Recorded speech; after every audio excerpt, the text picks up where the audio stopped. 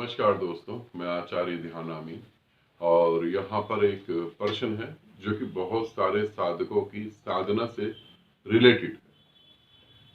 और ये जो प्रश्न जो है काफी सारे साधकों ने तो मुझसे भी करा है और काफी सारे साधकों का दुर्भाग्य है कि वो अपने गुरु से ये बात नहीं पूछ पाते और पूरी जिंदगी मेहनत करते रहते हैं। तो यहाँ मैं इस प्रश्न का उत्तर दे रहा हूं जो सभी साधकों के काम का होगा। पूछा है कि गुरुदेव, मैं साधना में एक ही अनुभव को कर रहा हूं और 3 साल से उसी अनुभव में रुका हुआ हूं। कोई 3 साल से रुका है, कोई 3 महीने से रुका है, कोई 5 साल से रुका है, कोई 10 साल से रुका है। सब साधक जो है अलग अलग स्थितियों में एक ही अनुभव के साथ रुके हैं। किसी को प्रकाश दिखाई दे रहा है, किसी को वाइब्रेशन हो रही है, किसी को जो है शांति महसूस हो रही है। उससे आगे गति नहीं हो पा रही। क्या कारण है कि उससे आगे गति नहीं हो पा रहा और क्यों गति नहीं हो पा रही? छोटी छोटी 2 बातें हैं जिन्हें आप समझेंगे तो आपको क्लियर हो जाएगा। और ये इतनी छोटी सी हैं।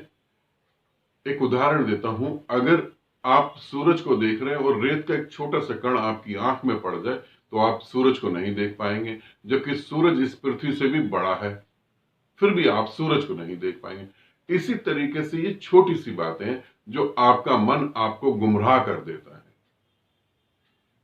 अब गुरुओं के पास तो इतना समय नहीं कि वो आपकी साधना में भी ध्यान से देखें कि गति कर रहे हैं नहीं कर रहे हैं। गुरुओं को पास बिल्कुल समय नहीं है। उनको तो बस ये है कि गिनती बढ़ जाए, जय जयकार होने लगे। मैं आपको बताता हूं समस्या कहां पर है। पहली समस्या कि मुझे कुछ और होना चाहिए, कि मेरी गति बढ़नी चाहिए। ये मन की डिमांड है, ये मन की मांग है।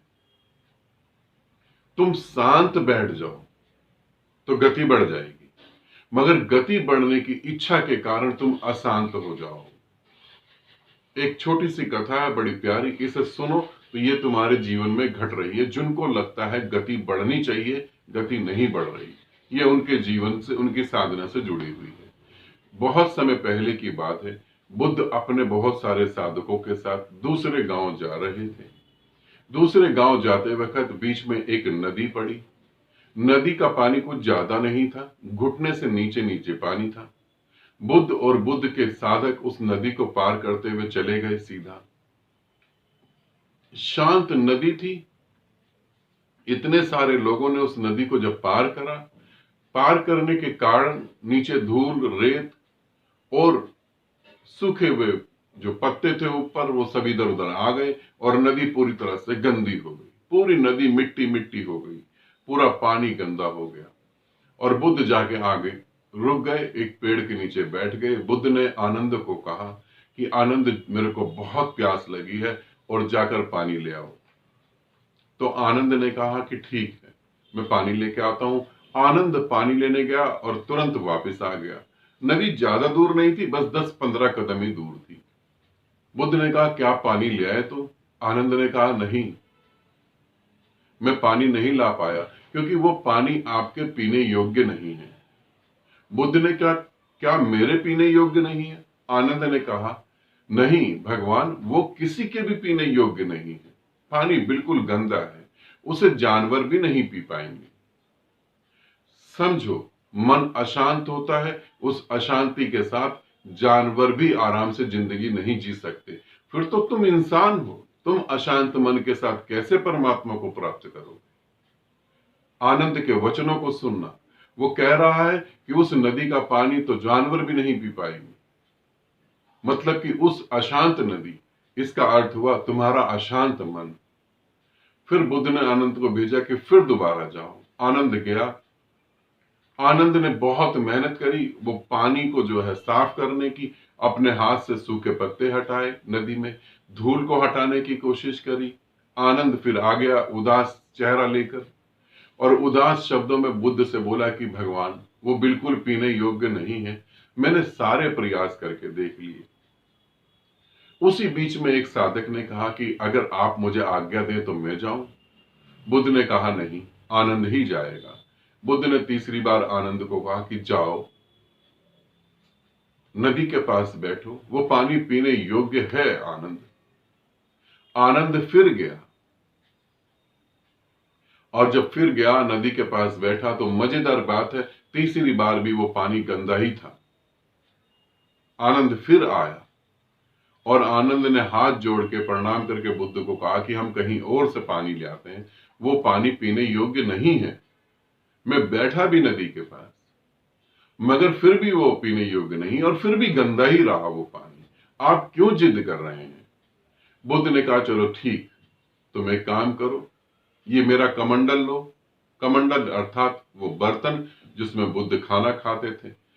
आनंद को कहा कि ये तुम मेरा कमंडल लो, इसमें वो पानी जैसा भी हो भर के बहुत आराम से होश पूर्वक मेरे पास लाना। मेरा कमंडल हिले नहीं, वो बर्तन हिले नहीं, बहुत होश पूर्वक मेरे पास ले आना। आनंद गया, आनंद ने वो गंदा पानी भरा, दुखी होकर वो गंदे पानी को भरा। आनंद को पता था कि बुद्ध ये गंदा पानी पिएंगे। आनंद वो पानी को भरकर एक एक कदम होश पूर्वक चलता रहा, बर्तन को हिलने नहीं दिया। 15 कदम चलने के बाद जब बुद्ध के पास वो पानी लाया तो बुद्ध ने कहा, आनंद पानी क्या पीने योग्य है? आनंद ने पानी को देखा, पानी बिल्कुल अमृत की तरह साफ था। आनंद मुस्कुराया और आंख में आंसू थे। आनंद ने कहा कि भगवान, ये क्या हुआ? तुम्हारे कमंडल का, तुम्हारे बर्तन का इतना बड़ा चमत्कार, पानी तो अमृत जैसा है। बुद्ध ने कहा, नहीं आनंद, अगर तुम शांत हो जाते तो वो नदी अमृत जैसी ही है। जितना तुम साफ करने की कोशिश करोगे उतना वो अशांत हो जाएगी। प्रतीक्षा करो, बुद्ध के इन वचनों को समझना। बुद्ध ने कहा प्रतीक्षा करो, शांत बैठो, सब ठीक हो जाएगा। मेरी साधना में गति नहीं बढ़ रही। मैं तुम्हें आज से 3000 साल पहले बुद्ध के इस वचन को याद दिलवाता हूं। शांत बैठो, प्रतीक्षा करो, कुछ घटे ऐसा प्रयास नहीं करना। शांत बैठो, प्रतीक्षा करो, घटेगा ही घटेगा। बुद्ध को घटा था, मुझे घटा, औरों को भी घटा, तुम्हें भी घटेगा। प्रतीक्षा करो, शांत बैठो। पहली गलती, मुझे कुछ घट नहीं रहा, कुछ घटना चाहिए, ऐसी मांग से मन अशांत होगा। फिर शांत बैठ जाओ, जो है उसे स्वीकार करो, धन्यवाद के भाव से भर जाओ। इस पहली गलती को अच्छे से समझना। दूसरी गलती बहुत बड़ी है। जैसे हर चीज का एक एज होती है, हर चीज की एक उम्र होती है, हर चीज की एक उम्र होती है। अब मैं तुम्हें ऐसे बताता हूं, एक आदमी तुमसे प्रेम करता है, तुम उससे प्रेम करते हो। अब प्रेम में, हमारे पृथ्वी पर जो प्रेम है उसमें है क्या? उस आदमी के ऊपर मैं कब्जा कर लूं। अगर तुम उस आदमी के ऊपर कब्जा कर लोगे तो प्रेम तुरंत मर जाएगा। जितनी भी शादियां होती हैं प्रेम में, जितनी भी लव मैरिज होती है प्रेम में, अधिकतर लव मैरिजों में प्रेम मर जाता है, क्योंकि कब्जा करने की आदत नहीं मरती। आज मैं उस लड़की को पसंद करता हूं, कभी कभी वो लड़की मुझसे बात कर पाती है, बहुत पहरे हैं, बहुत बाउंडेशन में है, घर वाले पसंद नहीं करते, कभी कभी उसे बाहर निकलने देते हैं, कभी कभी उसका चेहरा देख पाता हूं, कभी कभी वीडियो कॉल पे बात कर पाता हूं। इतनी प्यास, इतनी प्यास, मन करता है कि वो 24 घंटे मेरे सामने रहे। इसी इच्छा के कारण हम शादी करते हैं, और जब वो 24 घंटे हमारे सामने रहती है, खत्म। कंट्रोल करना था, कंट्रोल कर लिया तुमने, प्रेम मर गया, बस प्रेम खत्म हो गया। कंट्रोल करने की आदत, तो प्रेम खत्म हो जाएगा। इस छोटी से एग्जाम्पल को समझने की कोशिश करना। साधना में गति नहीं होती, अनुभव हो रहा है, कलर दिख रहे हैं, वाइब्रेशन हो रही है, नाद सुनाई दे रहा है, प्रकाश दिखाई दे रहा है, आगे कुछ गति नहीं हो रही। तुम समझो, तुम उसके साथ जुड़ जाओ। उस अनुभव की भी एक उम्र है।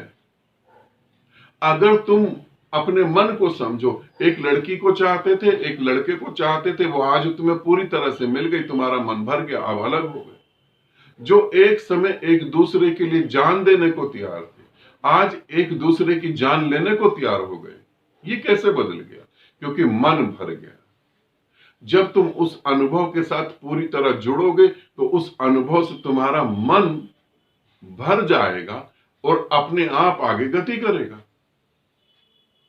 तुम उस अनुभव को पूरा जी ही नहीं पा रहे। और पूरा क्यों नहीं जी पा रहे? क्योंकि बार बार मन तुम्हें कह रहा आगे गति नहीं हो रही। हमेशा याद रखना, मन तुम्हें दो हिस्सों में तोड़ देगा। मन जब जिंदा रहेगा तो तुम्हें दो हिस्सों में तोड़ेगा। तुम एक हिस्से में ही जुड़ गए, मन मर जाएगा। मन का जीवन, मन की ऊर्जा तुम्हें दो में तोड़ के प्राप्त होगी। और अगर तुम एक में टिक गए तो मन मर जाएगा। तुम्हारा एक में टिकना मन की मौत है। तुम्हारा दो हिस्सों में टिकना अपनी मौत है। मन मरेगा अगर तुम एक में टिक गए, और तुम एक से दो हिस्सों में बट गए तो तुम मरोगे। दोनों में से किसी न किसी की मौत तो निश्चित है। तो मन को समझना, वो तुम्हें एक ही अनुभव दिखा रहा और फिर ये कह रहा है गति नहीं हो रही, तुम दो हिस्सों में बट गए। मैं कह रहा हूं तुम उसे स्वीकार करो। तुम कहो प्रकाश ही ठीक है, बहुत अच्छा, अरे घट तो रहा है। उसके साथ तुम जुड़ जाओ और देखो, उसके साथ जुड़ते के साथ उस अनुभव की उम्र जो है पूरी हो जाएगी और तुम उससे आगे चले जाओगे। छोटी छोटी सी बातें हैं, साधना में गति बढ़ जाएगी। इस वीडियो को तुम कई बार देखना मेरे प्यारे दोस्त, नहीं तो तुम भटकते रहोगे, परेशान हो जाओगे। कोई तुम्हें ये बात बताएगा नहीं। मैं चाहता हूं कि तुम अपने पांव पे खड़े हो जाओ। मैं चाहता हूं गुरु परंपरा से, गुरु से तुम मुक्त हो, ताकि तुम खुद जान पाओ। गुरु के कंधों पे बैठ के चलोगे तो कभी जिंदगी में चलना नहीं आएगा तुम्हें। गुरुओं के आश्रम बनवा दोगे, गुरुओं के पांव दबा दोगे, इनसे मोक्ष का कोई मतलब नहीं, इनसे मोक्ष नहीं मिलता। गुरु के नाम के भंडारे करो, इनसे मोक्ष नहीं मिलेगा। खुद मरे मुक्ति नहीं है, इसे याद रखना। खुद मरे मुक्ति नहीं है। तो मैं तुम्हें गुरु के कंधों से उतार के नीचे इस जमीन पे चलना सिखा रहा हूं। तुम चलो ताकि तुम गुरु से भी मुक्त हो सको, ये जरूरी है। तो ये बातों को समझना, अच्छे से समझना। साधक की गति नहीं होती, उसके दो मुख्य और बड़े कारण ये हैं, जिसे तुम जान के मुक्त हो सकते हो। ठीक है, आनंदित रहो, सदा खुश रहो। बहुत बहुत प्रेम आप सभी को।